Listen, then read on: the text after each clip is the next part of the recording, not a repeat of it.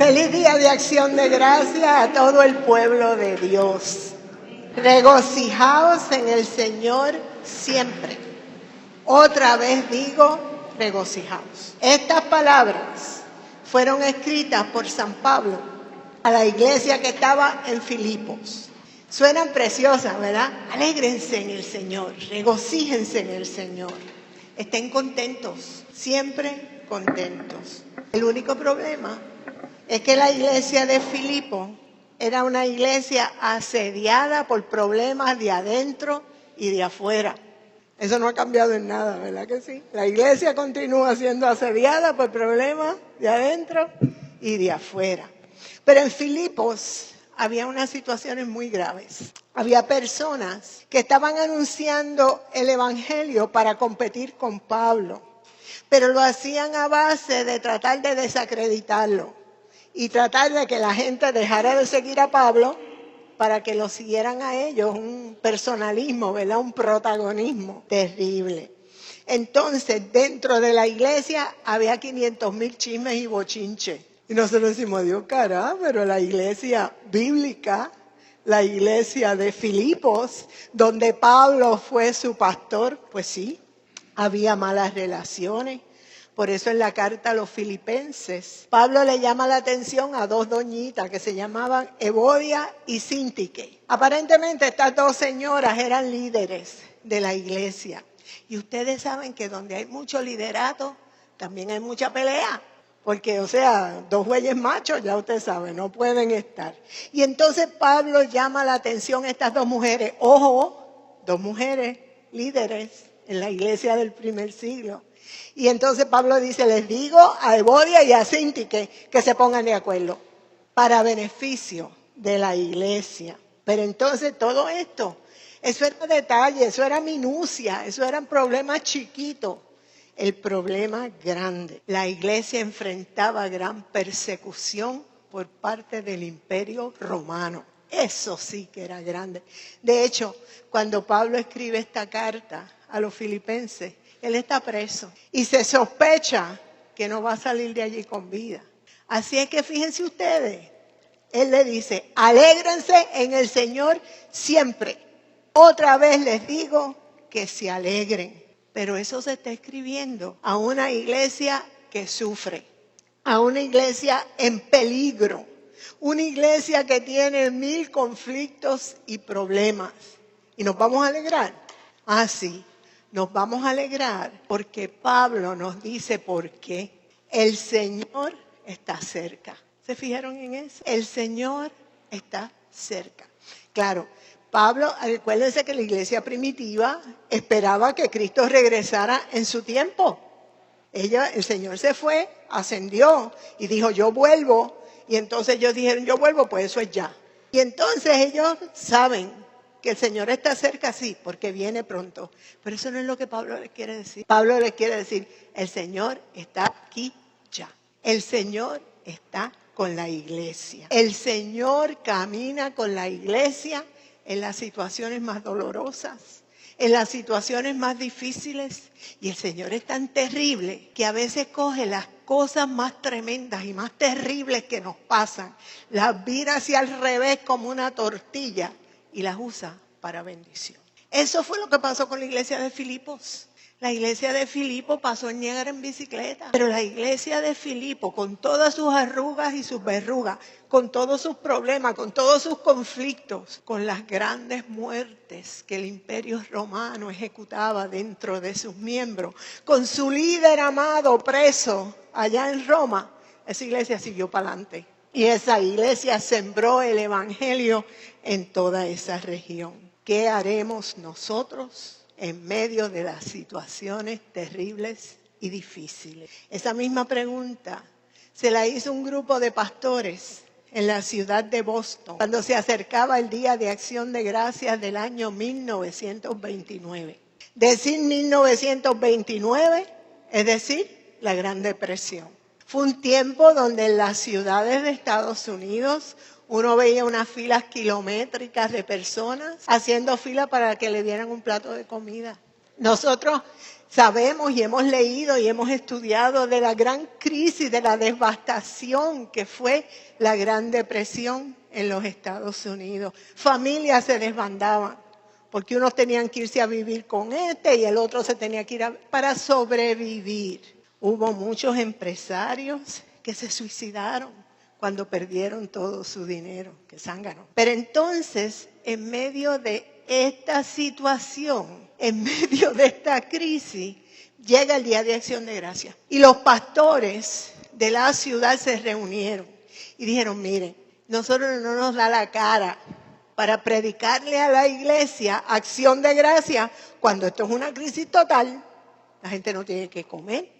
La gente no tiene noviembre, no tienen abrigo, no tienen calefacción. ¿Cómo van a dar gracias? Y ellos se pusieron de acuerdo para que ese año ellos iban a pasar por alto el Día de Acción de Gracias. Excepto que había un pastor llamado William Steiger. Y William Steiger dijo, miren mis hermanos, yo los respeto a ustedes. Ustedes hagan lo que mejor les parezca. Pero ¿saben qué? Yo voy a hacer mi servicio de acción de gracias como lo he hecho todos los años. Y cuando llegó el día, la gente comenzó a llegar. Y encontraron, en vez de una hermosa liturgia, en vez de un órgano precioso, encontraron al pastor de rodillas ante el altar. Y él oraba en voz alta. Y él vaciaba su corazón. Y él le decía, Señor, mira esta situación. Señor, mira todos estos problemas. Pero cada 2 o 3 frases él decía, pero en medio de esto te alabamos, te bendecimos y te damos gracias. Y él empezaba a enumerar las cositas por las cuales él como persona daba gracias, por la vida, por el sol, por la iglesia, por Cristo, por su amor, por estar juntos, por tu paz, que sobrepasa todo entendimiento. ¿Y sabes lo que pasó? Poco a poco la gente comenzó a añadir sus pequeñas acciones de gracia por las cosas más sencillas, por las cosas más insignificantes. Y esa alabanza fue creciendo y esa acción de gracia fue creciendo. Acción de gracia de 1929 fue un día glorioso en la iglesia del pastor William Steiger. Por eso Pablo le dice a la iglesia de Filipo, alégrense, regocíjense, y les dice, el Señor está cerca. Mire, eso es lo más importante que usted tiene que reconocer, que en medio de la tribulación, en medio de cualquier situación, el Señor está cerca. Él no es loco, Él no se ha ido lejos, Él no dice, ahí te dejo eso, brega como puedas. ¿Y dónde nosotros tenemos la evidencia? Tenemos en el libro de Éxodo, en el libro de Deuteronomio, en la lectura que acabamos de leer, donde Moisés le dice, cuando entres a la tierra que el Señor te ha de dar. Y ellos miran para todos lados y dicen, ¿qué tierra? Nosotros somos unos forasteros en medio del desierto. Nosotros acabamos de salir de la esclavitud de Egipto. Nosotros no tenemos, como decía mi mamá, más que una mano adelante y otra atrás. No tenemos ni siquiera fuente de alimento. Para acabar de completar, vamos cruzando un desierto, no hay agua. Somos 1,5 millones de personas con un chorro de animales y ganado. ¿Cómo vamos a sobrevivir? El Señor está cerca. El Señor proveyó maná. Y ese maná bajaba todos los días, no se sabe cómo. Y ese maná bajaba y las instrucciones eran, ustedes van a recoger lo suficiente para tu familia para hoy. Óigame, eso es difícil. Cuando uno se ve que uno no sabe de dónde van a salir las cosas y uno coge para hoy y uno dice, olvídate de hoy, mañana, ¿qué va a pasar? Y el Señor le decía, tranquilo, tranquilo, porque mañana yo voy a proveer. Y pasado mañana también. Pero ¿saben lo curioso? En el día 6º, el viernes, ellos recogían doble. ¿Por qué? Porque el Señor les dijo, en el día de reposo no recojan nada. El día de reposo no. Y siempre habían los cabececocos que salían a recoger en el día de reposo. ¿Y saben lo que pasaba? Que lo que recogían se les dañaba. Te he dicho que en ese día no. ¿Por qué? Porque la provisión es mía. Porque el que provee soy yo. Y cuando no tenían agua y decían, vamos a morir de sed, Moisés, aquí no hay agua. Y Moisés le dijo a Moisés, coge la vara y golpea la roca. Y dice que brotó agua abundante de aquella roca. Y lo más importante, 40 años caminaron por el desierto. Nunca le faltó el alimento. Nunca le faltó el agua. Y dice el escritor bíblico, para exagerar me imagino, que ni siquiera las chancletas se le rompieron. ¿Qué nos dice eso, mis hermanos? Nos dice que en la situación más terrible, que en el panorama más negro, el Señor está cerca. Y entonces nos dice esa carta a los filipenses, por nada estéis afanosos. Miren, no se agiten por nada. ¿Saben lo que ustedes van a hacer? Presenten sus súplicas al Señor, con acción de gracias. Es difícil dar gracias cuando estamos en crisis. Es difícil dar gracias cuando estamos asustados. Es difícil dar gracias cuando vemos que el panorama es negro. Puerto Rico, acción de gracias, año 2016. ¿Cómo está el panorama? ¿Acaso no está negro? Junta de Control Fiscal. Se supone que viene a picar cabeza, a votar gente, a cejar agencias. ¿Quién puede más? ¿La Junta de Control Fiscal? ¿O ese Dios que cuidó y guió a su pueblo por el desierto? La cosa está terrible y nosotros decimos, pero dar gracias. ¿Por qué? Porque el Señor está cerca. Porque cuando menos tú te lo imaginas, esa paz de Dios, esa presencia del Señor fortalece tu alma. Y yo lo puedo decir, porque este cuento se lo he hecho a ustedes 1000 veces.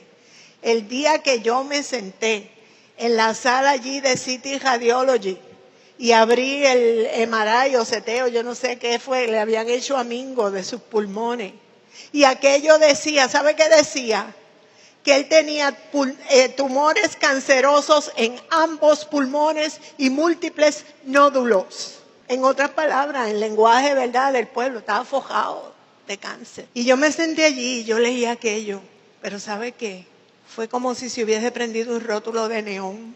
Filipenses 4, 6, 7. Por nada estés afanosa. Presenta tus peticiones delante del Señor con acción de gracias y súplica. Y yo empecé a dar gracias. Lo primero que di gracias era que nosotros teníamos acceso a hacerse esos estudios, tenía acceso a una cirugía, que tenía acceso a un excelente oncólogo que se llama Alberto López Enríquez, que hasta el sol de hoy es nuestro médico de los dos, porque también yo sobreviví cáncer de seno. Por nada estéis afanosos. Y esto no se te olvide, el Señor está cerca. Y sabe que allí yo sentada en City Radiology se cumplió la última parte de ese verso. Se cumplió tremendamente. Y la paz de Dios, que sobrepasa todo entendimiento, inundará tu corazón y tu mente. Y la inundó. Y yo seguí por ahí para abajo. Y el Señor, yo no sé qué va a pasar. Yo no sé si yo voy a ser viuda en 6 meses, 3 meses. Yo no sé. Pero yo sí sé una sola cosa. Tú estás cerca. Y si Él está cerca, mis hermanos, Él habrá de cuidar de nosotros. Si Él está cerca. Mire, no hay junta fiscal que venga contra nosotros. Mire, no hay desempleo ni escasez. No. El Señor está cerca. No vivimos en una burbuja. Vamos a tener que enfrentar. Claro, el pueblo de Israel tuvo que enfrentar el desierto. El pueblo de Israel tuvo que enfrentar comer maná todos los días. Y no había allí ni un pollito a la barbecue ni nada de eso. Sí. Pero pasaron, llegaron y recibieron su tierra. Y entonces les dice el Señor, cuando entres a la tierra que yo te voy a dar, ¿sabes lo que tú vas a hacer? Tú vas a venir y te vas a postrar. Y vas a decir, yo era un extranjero. Yo era un infeliz cruzando el desierto. Pero mi Dios estuvo cerca. Mi Dios me guardó. Mi Dios estará conmigo. Y está contigo. Y está con Puerto Rico. Y está con su pueblo. ¿Sabe cuánto? Todos los días, hasta el fin del mundo. Y ahora, mire, yo voy a hacer un ejercicio con ustedes. Yo voy a caminar por aquí. Y ustedes, los que quieran, Me van a decir por qué ustedes dan gracias. Yo personalmente doy gracias porque ese día que yo les conté en City Radiology y yo allá haciendo el ridículo porque todo el mundo me miraba y esta Magdalena, ¿qué le pasa? Mire, ¿sabe cuándo fue eso? En el año 1991. ¿Cuántos años hacen? Los genios de las matemáticas. 25 años. ¿Y sabe qué? Míralo allí. No, pero no es que míralo allí. Que el tipo tiene más salud, más energía, más vigor y todo que yo. Explícame. Porque el Señor está cerca. Y el Señor está cerca de Aida y de su mamá. Y el Señor está cerca de Ivonne, aunque le duele el hombro como el DH, pero el Señor está cerca. Y el Señor está cerca de Sara. El Señor ha estado cerca de Naya. El Señor está cerca. ¿Por qué tú le das gracias hoy? Yo le doy gracias por aquel Señor que está allí sentado. Le doy gracias por el ministerio que Él ha puesto en mis manos. Mire, que yo. Pero el Señor está cerca. ¿Por qué tú das gracias? ¿Lo puedes decir en voz alta? ¿Lo puedes decir? Por la paz. ¿Por qué más? Amén. Porque en las pruebas, en otras palabras, ahí es que es. Porque ustedes dan gracias. Sister, ¿por qué tú das gracias? Antes de las 10. Tiene que terminar antes de las 10. Amén. Amén. ¿Por qué dan gracias? Por la familia. ¿Por qué dan gracias? No sean tímidos, díganlo. No tienen que esperar que yo esté cerca. El que está cerca es el Señor. Por todas nuestras bendiciones. Por la fortaleza y la consolación, ¿sí o no? Damos gracias por su paz. ¿Cuántas generaciones? Los dos extremos. 96 años de distancia. Y yo sé que David da gracias por su segundo aniversario de boda. ¿Por qué? Amén. Amén. El Señor está cerca. Yo doy gracias. ¿Sabe por qué yo doy gracias sobre todas las cosas? Por Cristo. Porque en un tiempo de mi vida estaba perdida, pero perdida con P mayúscula, ¿sabe? Y el Señor vino, me rescató, me agarró y jamás me ha soltado. Oramos. Padre Santo, Padre bueno, tu pueblo te da gracias. Tu pueblo dice gracias. En medio de la tribulación decimos, el Señor está cerca. Por nada estés afanoso, sino presenta tus peticiones, tus súplicas delante del Señor con acción de gracia. Y la paz de Dios, que sobrepasa todo entendimiento, guardará nuestras mentes y nuestros corazones en Cristo.